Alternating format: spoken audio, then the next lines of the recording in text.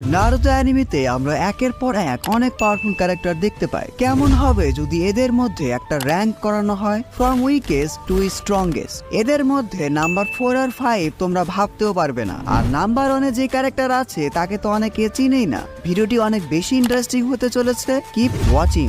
Number 12-এ আছে master জিরায়া, the legendary সানিন। জিরায়া ছিল সবচেয়ে স্ট্রংগেস্ট লেজেন্ডারি সানিন। হ্যাঁ, ওরোচিমারুর থেকেও স্ট্রং। আর সেটা সম্ভব হয়েছিল শিনোবি ওয়ার্ল্ড নিয়ে তার এক্সপেরিয়েন্স, স্কিল আর অসাধারণ চিন্তা ভাবনার জন্য।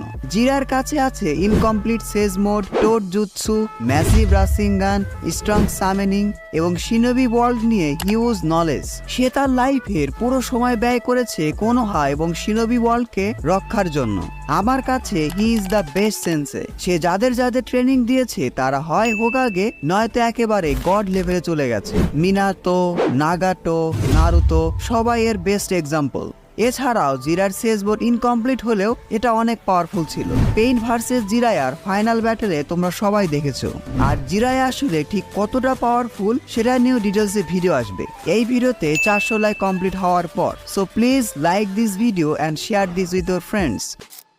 Number 12, Kakashi Hatake, the copy ninja. Naruto অ্যানিমেতে কাকাশি অনেক ট্যালেন্টেড, স্মার্ট এবং one of the strongest character. সে 1000+ জুৎসু মাস্টার করেছিল।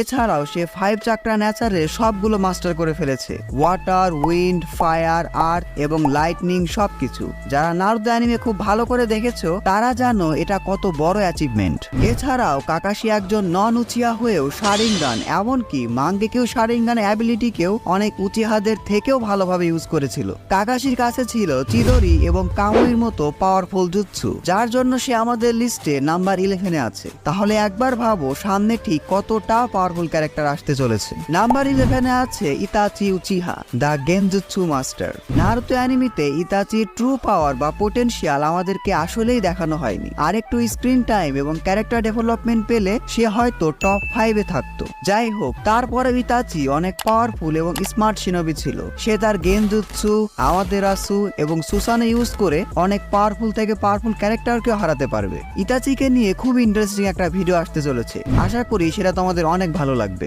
নাম্বার 10, পেইন ওরফে নাগাটো। মাদারা রিনেগান পাওয়ার পর নাগাটো একটা নর্মাল শিনোবি থেকে গড হয়ে গিয়েছিল। উজুমাকি হওয়ার জন্য তার কাছে তো হিউজ চাকরা রিজার্ভ ছিলই, সাথে সে তার রিনেগানকে একদম ফুল পোটেনশিয়ালে ইউজ করেছিল।